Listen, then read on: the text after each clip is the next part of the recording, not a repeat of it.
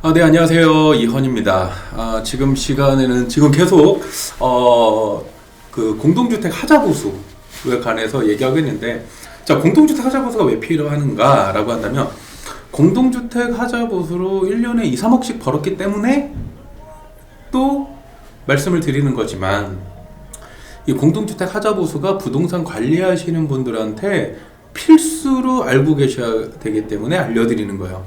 그냥 단순히 뭐 돈을 많이 버니까 알아야 된다. 물론 그것도 있죠. 하지만 관리사무소에서는 기본적으로 이런 거를 알고 있어야, 그리고 이런 일들을 해줘야 어떤 구분 소유주분들이나 투자자분들에게 신뢰도 얻을 수 있고, 그걸 통해서 제2의 제3의 계약도 일어날 수 있고, 실제로 그게 있기 때문에 그래요. 지금 시간엔 하자보증기간, 그리고 청구 절차, 법령 같이 한번 보겠습니다. 네, 권리, 청구 및 하자보수 청구 및 권리 간단하게 읽어볼게요. 구분 소유자는 건축법 규정에 따른 건물의 주요 구조부 및 지방공사의 하자에 대하여는 10년 이내에 하자담보 책임을 물을 수 있고, 누구에게? 사업주체에게. 주요 구조부 및 지방공사 외의 하자는 5년의 범위에서 대통령령이 정하고 있는 기간 내에서만 하자담보 책임 기간을 물을 수 있다. 하자담보 책임을 물을 수 있다. 구분 소유자는 하자보수를 청구하면서 동시에 손해배상을 청구할 수 있다. 이 권리 있는 공동주택 입주자 및 입주자 대표는 관리단 등의 청구에 따라 사업 주체가 해당 하자를 보수하게 하도록 되어 있다. 라고 되어 있는 거죠. 그렇기 때문에 구분 소유자분들이나 이제 투자자분들이 직접 어려운 분들을 이제 저희 같은 이제 관리사무소가 중간에서 다 대행을 해드리는 거예요. 대부분 이제 관리사무소들이 이런 일을 한다고 하지만 실제로 그렇게 원활하게 이루어지지 않습니다. 왜냐면 전체적으로 이렇게 하지 않고, 그렇게 전문적이지 않고 그냥 단순히 돈만 빼먹는 친구들이 많기 때문에 실제로 제2의 제3의 피해가 발생하는 이유들이 이런 비전문성 때문이에요.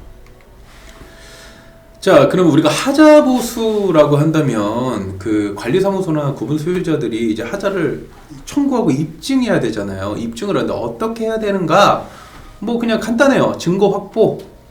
그러니까 사진이죠. 사진은 근접 촬영, 원거리 촬영. 그러니까 근접 촬영은 이 물건요, 이게 지금 하자야. 그리고 원거리 촬영은 이 위치야. 이해되시죠? 근접 촬영은 이거고, 하자는 얘고, 원거리 촬영은 이 위치야. 라고 해서 사진이나 동영상을 이제 첨부하시면 좋고요. 그리고 AS 업체에 접수 및 내용 증명을 발송, 관리사무소의 하자 접수를 통해서 하자 보수를 요청할 수 있다. 그리고 하자 접수 자료를 보관해야 된다는 거죠. 그 하자 보수 요청 자료 등 관련 자료, 뭐 청구 날짜, 하자 내용, 뭐 사진 자료 등의 청구 근거 자료 등을 입주민과 사업 주체가 동일한 자료를 보관해야 돼요. 동일하게. 그러니까 저는 이렇게 생각하는 게, 입주자 대표회의나 관리단 회의, 그리고 뭐 시행사, 시공사, 사업주체 이렇게 하지만 관리주체, 그러니까 저희가 지금 관리하는 그 관리사무소, 관리업체가 이 업무를 같이 봐줘야 돼요. 3자 개념으로. 3자 개념으로 받아서 빠르게 이루어지도록 해야 되고, 이런 일들을 제대로 이루어지지 않으니까 입주자 대표 회의나 관리단 위원회 등이 이제 관리사무소를 무시하고, 그러니까 무시한다는 표현은 좀 그렇지만 생각하지 않고 이제 일 처리를 하는 경우가 있죠. 근데 그게 굉장히 이제 그들 입장에서 좋은 건 아니에요. 그러니까 우리가 법률적인 걸 변호사한테 맡기고 어떤 세무적인 걸 세무사한테 맡기듯이 이런 부분들도 하자보수가 굉장히 중요한 내용인데, 이런 거는 전문가한테 맡겨야 돼요. 우리나라에 이제 그런 전문가가 많이 없어서 그런데, 이런 부분들을 이제 교육을 받으시면 저와 같이, 저 같은 사람이 돼서 전문적으로 저희가 관리하는 건물의 이런 모든 것들을 일 처리를 해주실 수 있어야 시행사, 시공사와 구분 소유자 간의 분쟁을 막을 수 있어요. 이게 어떤 소통적인 측면이고 시스템적인 측면인데, 이런 것들을 시스템 전문성 있게 잘 관리만 한다면 시행사와 시공사, 구분 소유자들의 분쟁이 없을 겁니다. 네, 하자보수 절차를 보면은 이래요. 하자보수 청구 시 또는 하자 진단 결과 통보 시에는 그 하자를 요청을 해요. 하자를 요청하면 사업 주체죠. 시공사 받은 사람들은 15일 이내에 하자보수를 해주든가 또는 15일 이내에 하자보수 계획서를 입주자 대표회의나 관리단 등에 제출하고 그 계획에 따라 보수를 해야 돼요. 다만 하자가 아니라고 판단하는 사항은 이유를 명확하게 기재해서 서면으로 통보를 해줘야 돼요. 이게 왜 어떤 이유로 하자가 아니야, 이거는 니네가 사용상의 하자야, 우리는 이것까지 괜찮았어, 이런. 예를 들어 이런 일이 있어요. 제가 관리하다 보면 저희 건축물은 그런 일은 없어요. 왜냐면 저희가 관리하면은 이미 다 사진이나 동영상을 찍어놓기 때문에 우리가 인스펙션을 하고 주택 점검을 하는데, 분양하는 건물들이 대표적이죠. 분양하는 건물들 들어가면 그냥 깨끗하니까 관리사무소가 그냥 깨끗하겠지 이러고 내비둬요. 그래 안 된다라는 거죠. 이렇게 관리하니까 말 나오는 거고 주먹구구식이고, 그 주택관리소장님들 이제 관리사 자격증은 있지만 실무를 너무 모르잖아요. 무슨 변호사도 아닌데 무슨 뭐 공동주택관리법만 얘기하면서 본인이 변호사인 것처럼 떠드는지만 실제 그게 아니거든요. 그런 시행사, 시공사와 구분 소유자 분쟁을 없애려면 분양하는 아파트나 이런 데도 주택 점검을 싹 해야 돼요. 호실별로 사진을 찍어서 실제로 다 기록을 남겨놓고 라돈 측정도 하고 수직 수평계도 레이저로 쏴서 실제 이게 맞는지, 그리고 도배지나 어디 마루, 몰딩, 코킹 잘 되어 있는지를 확인해서 하자 있는 부분만큼 체크해서 그거를 정량화 시켜놓고 어느 정도 되면 일괄공사도 맡기고 긴급공사도 하면서 시행사, 시공사와 입주사의 분쟁을 막아줘야 되죠. 이해되시죠?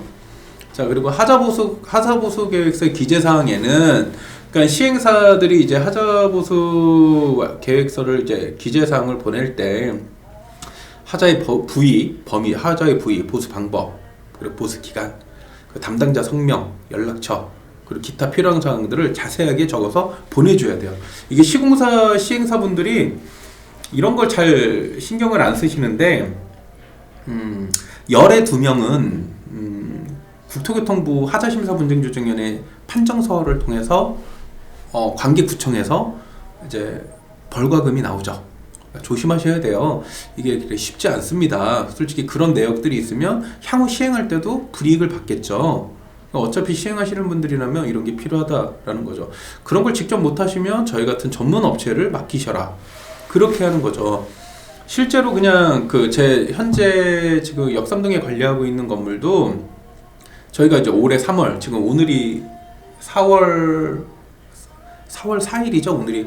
오늘이 4월 4일인데 저희가 3월부터 이제 관리를 들어갔는데, 갑자기 이제 하자 판정서 있는 구분 소유주가 뭐 시공을 뭐 3월 20 며칠까지 해줘라 라고 저희 쪽으로 통보가 온 거예요. 그래서 우리는 그걸 모르니까 이게 어떤 일이 있었냐 라고 했더니, 지난달까지 관리하고 있던 업체가 그런 내용을 전혀 안내를 안 해줘가지고 근 2년 동안에 약간의 하자 분쟁이 있었던 것 같아요.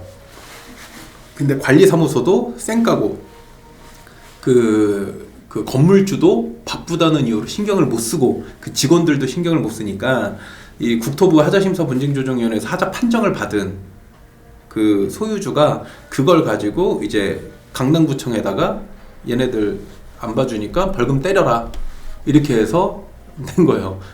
강남구청에서 연락 와서 저랑 하면서 지금 일처리를 보고 있는데, 이런 거죠.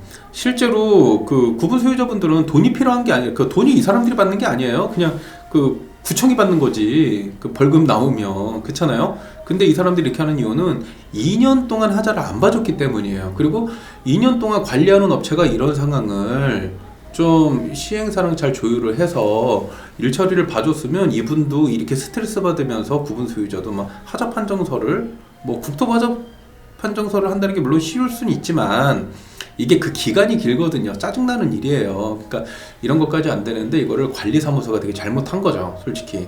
그래서 이런 부분들을 광고하시면 안 된다라는 거죠. 시행시공사분들은 잘 알아두세요. 이게 시행시공사의 하자보수 절차예요. 그래서 하자보수 결과 통보는, 그러니까 공사를 다 했어요. 그러면 사업주체는 하자보수를 완료하고 그 결과를 하자보수를 청구한 입주자 대표회의 또는 입주자에게 통보해주면 돼요. 자, 시행시공사의 하자보수 절차 2, 이제 하자담보 책임 종료 절차입니다. 그러니까 하자담보 책임이 2년, 3년, 5년, 10년으로 이제 각각의 증권이 4장이 있는데 이 4장의 증권이 이 소멸된다 그랬잖아요. 각각마다. 그러면 이 소멸되는 시점에 사업주체는 그 시공사나 시행사는 담보책임기간 만료 통보를 할 때 증권 만료 예정일 30일 전에 하자보수를 완료한 내용, 뭐 담보책임기간 만료되기 전에 하자보수를 신청하지 않으면 더 이상 하자보수를 청구할 수 없다는 사실 등을 기재를 해서 통보를 해야 돼요. 그러면 입주자 대표회의나 관리단은 전유 부분은 입주자가, 그리고 공용 부분은 입주자 대표회의, 관리단, 위원회에서 전유 부분은 담보책임기간이 만료되는 날까지 하자보수를 청구하도록 입주자에게 개별 통지하고, 주택단지 안에 잘 보이는 게시판에 20일 이상 게시해야 되고, 공용 부분은 담보책임기간이 만료되는 날까지 하자보수를 청구하고, 이렇게 해야 이제 종료가 되는 거예요.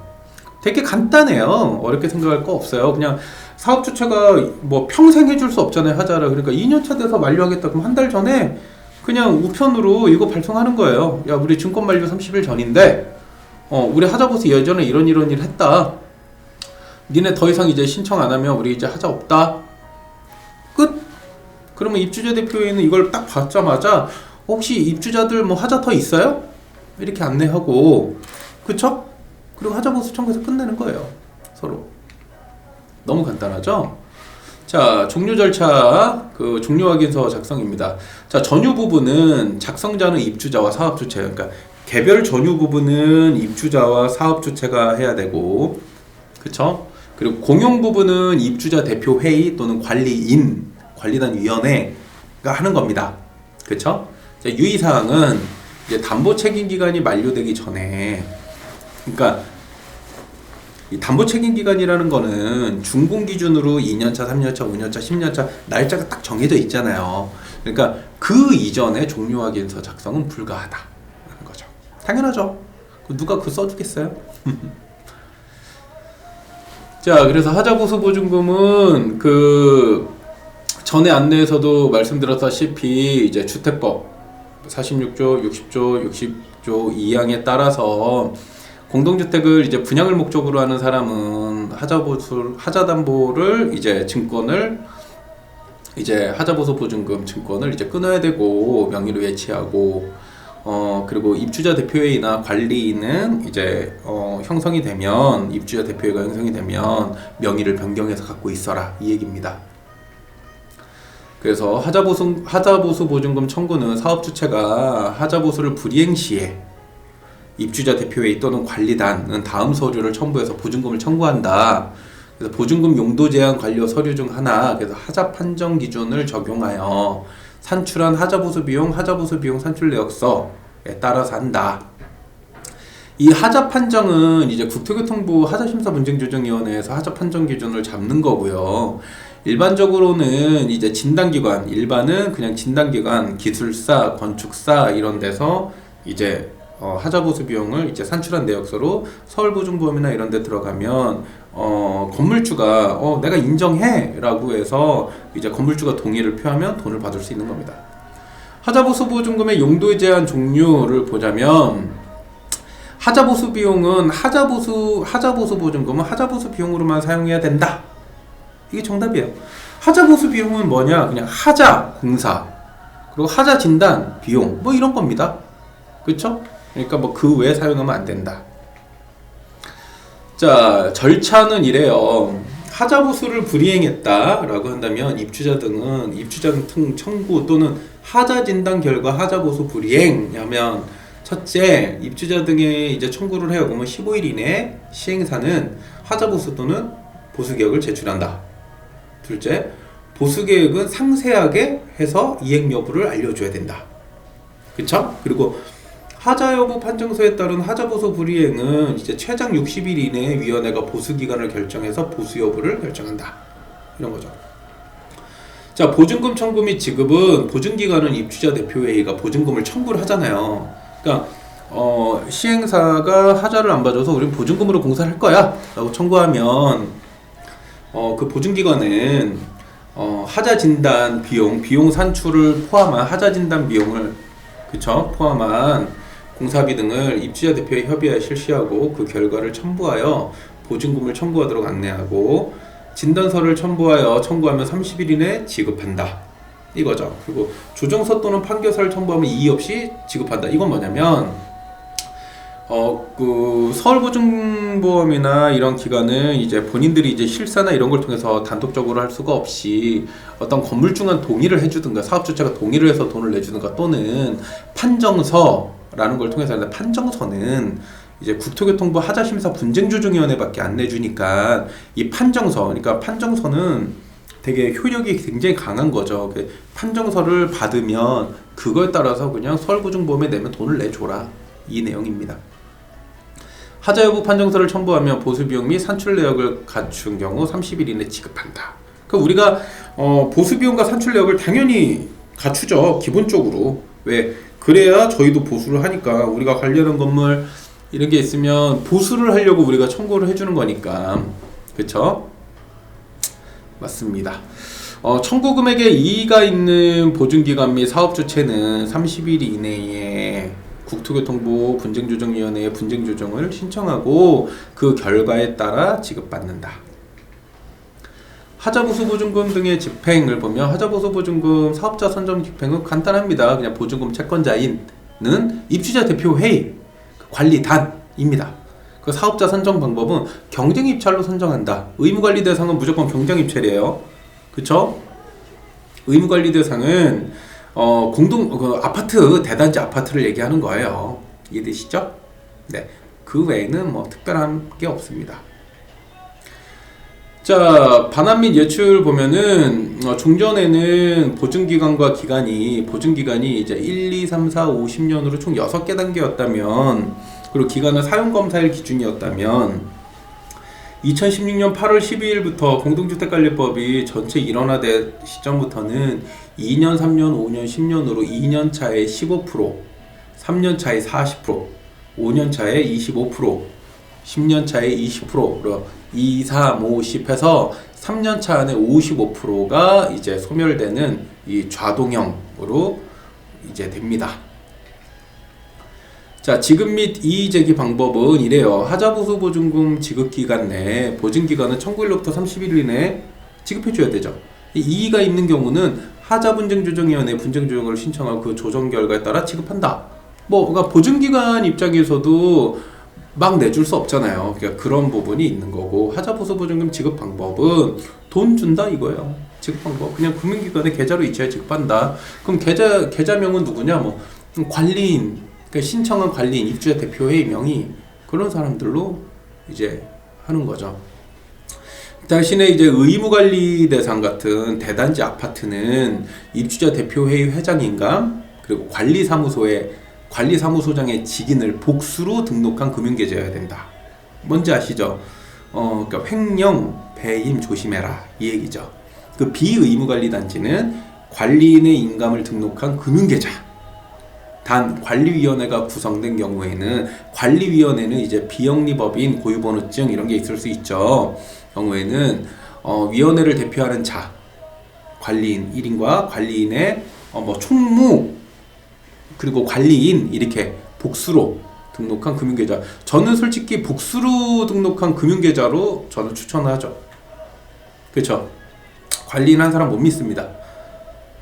그래서 저희 같은 경우는 이제 관리인과 이제 대부분 이제 지급하거나 이럴 때 이제 총무나 감사님들이 매번 오실 수 없으니까 관리인과 저희 관리사무소 직인을 복수로 등록하죠. 이 사람이 혼자서 못 빼고 우리도 혼자서 못 빼고, 그리고 어떤 총회를 결의해서 공사가 필요하면 오케이 승인 받고 다 사인 받은 후에 우리 둘이서 관리인과 저희 회사 직원이 가서 같이 이제 공사비를 찾아서 공사를 하죠. 유의사항은 보증금을 지급받기 전에 미리 하자보수 공사를 하는 사업자 선정 금지. 그러니까 우리가 미리 공사하겠다. 이거 안 된다라는 거죠. 대부분의 하자보수 업체들이 막 있으면 우리가 미리 공사할게요. 그렇죠? 보증금 사용 후 30일 이내 사업주체에 사용명세 통지를 해야 된다. 통지해야 돼요. 이거는 되게 조심하셔야 돼요. 그 입주자 대표 회의나 그런 어떤 비전문 하자보수 업체들, 비전문 관리 업체들, 관리사무소 업체들 자꾸 이거 갖고 장난치시는 분들이 있는데 이거 조심하세요. 결국은 입주자 대표회의 통해서 뭔가 불이익이 가면 입주자들한테 불이익이 가면 그게 고스란히 본인들한테 다 불이익이 돌아가기 때문에 보증금을 지급받기 전에 미리 하자보수 공사를 하지 마시고, 그리고 보증금 사용 후에 30일 이내에 사업주체, 시행사, 시공사, 건물주에게 어떻게 사용했다라고 해서 통지하세요, 이 얘기입니다. 자, 사용 용도 및 과태료가 나옵니다. 이제 주택법 46조, 60조의 2, 101조의 제리 보면 주택법 101조가 이제 과태료거든요. 근데 이제 주택법 46조 보면 입주자 대표회의 등은 하자보수 보증금을 하자심사 분쟁조정위원회의 하자 여부 판정에 따른 하자보수 비용 등 대통령령으로 정하는 용도로만 사용한다. 그러니까 하자보수 비용은 하자보수 용도로만 사용해라. 그러니까 말장난하지 마라, 이 얘기예요. 이게 어떤 말장난이냐? 하자보수 비용을 받아서 펜스를 공사해요. 펜스를. 그러면서 그래요. 아, 저 펜스가 없어서 저거 하자보수 아닌가? 하자 아니야? 이렇게 말장난하지 마라. 그 하자가 아니죠, 누가 봐도. 그쵸? 왜? 이미 펜스가 안 돼 있는 걸 보고 들어왔잖아요. 그러니까 하자가 아니죠. 그러니까 들어왔는데 CCTV가 없대. CCTV가 없으면은 뭐 미시공이나 오시공으로 신청할 수는 있어도 이거 하자는 아니죠? 그런 내용입니다. 그러니까 말장난하지 말고 하자보수 비용은 하자보수로만 사용해라, 이 얘기입니다. 그쵸? 자, 그리고 그 대통령령으로 정하는 하자보수 비용의 용도는 다음 각호를 말한다. 그럼 뭐 아까 계속 얘기했죠. 그리고 주택법 101조 2의 하자보수 보증금을 용도 외의 목적으로, 제가 아까 얘기했잖아요. 자꾸 뭐 하자가 아닌데 하자라고 우겨서 말장난해서 공사하지 마라. 그쵸? 그렇게 공사했을 때 그 뭐 걸리면 어떡하냐? 그러면 2천만 원 이하의 과태료를 부과할 수 있다. 그러면 이거를 누가 이렇게 이게 누가 과태료를 부과할 수 있게 하겠냐? 당연히 사업 주체가 하자보수 보증금을 몇 억이든 몇 천이든 내줬는데 니네 어디에 썼어? 라고 이렇게 했는데 뭐 얘기하지 않는다면 신고하지 않겠어요? 그렇죠? 그러면 이렇게 나올 수 있다 라는 거죠. 그리고 뭐 그 사업 주체가 뭐 시행시공사 건물주들이 아무래도 일반 입주자 대표회들보다는 돈이 좀 많은 사람들일 텐데 그 현장 전후 뭐 증거나 이런 게 없을까요? 있죠. 이미 그런 부분에 대해서 이제 충분히 이제 걸고 넘어질 수 있죠. 그럴 때는 과태료를 부과할 수 있다, 이 얘기입니다. 자, 그리고 관련 규정 위반 과태료 이렇게 보면은 하자보수 보증금 사용 내역은 보증금 사용 후, 보증 사용 후 30일 이내에 지자체 뭐 시군구청이겠죠, 구청 신고하고 미신고 시에는 500만 원 이하의 과태료를 이제 누구예요? 대표자는 누구예요? 입주자 대표. 뭐 그리고 관리인을 얘기하겠죠. 그렇죠? 대부분 이제 입주자 대표나 관리인이 이것만 잘하면 되죠. 대부분 입주자 대표나 관리인이 이제 횡령이나 어떤 뒷돈거래만 안 하면 이거 당연히 해야 되는 상황이죠. 그쵸? 뭐 이 영상을 보시는 분들도 입주자 대표고 본인이 관리인이라면 이런 거 하시면 되죠. 떳떳하시면. 그리고 이제 관리업체라면 그런 부분을 옆에서 안내를 해줄 수 있어야죠. 대표님 이렇게 해야 됩니다. 이렇게 사용해야 됩니다. 그쵸? 하고 안 하고는 그 사람 마음. 우리는 그거를 안내해 줄 수 있어야 된다. 뭘로? 다 자서로 그 서면으로 남겨서 사인 받고. 그쵸? 그래서 하자보수 보증금 용도 제한이 있어요. 용도 제한. 하자보수 보증금을 하자보수 외의 용도로 사용 시에는 2천만 원의 과태료가 있을 수 있다. 있을 수 있다. 없다가 아니죠. 있을 수 있다. 그러면 달리 생각하면 있을 수도 있고 없을 수도 있다. 보시면 됩니다. 네, 지금 그냥 뭐 하자보증 청구와 관련돼서 잠깐 이렇게 얘기를 나눴어요. 짧고 뭐 간단하게 이렇게 얘기를 나눴는데 실제로 이제 하자보증금 같은 경우는 많은 이권이 들어가 있어요. 그리고 되게 좀 이렇게 눈먼 돈이라는 개념이다. 눈먼 돈, 이권 뭐 여러 가지가 있죠. 근데 뭐 같은 돈을 벌더라도 우리가 조금 더 전문적으로 벌면 좋잖아요. 그렇죠? 자, 수고하셨고요. 다음번 강의에서 뵙겠습니다. 감사합니다.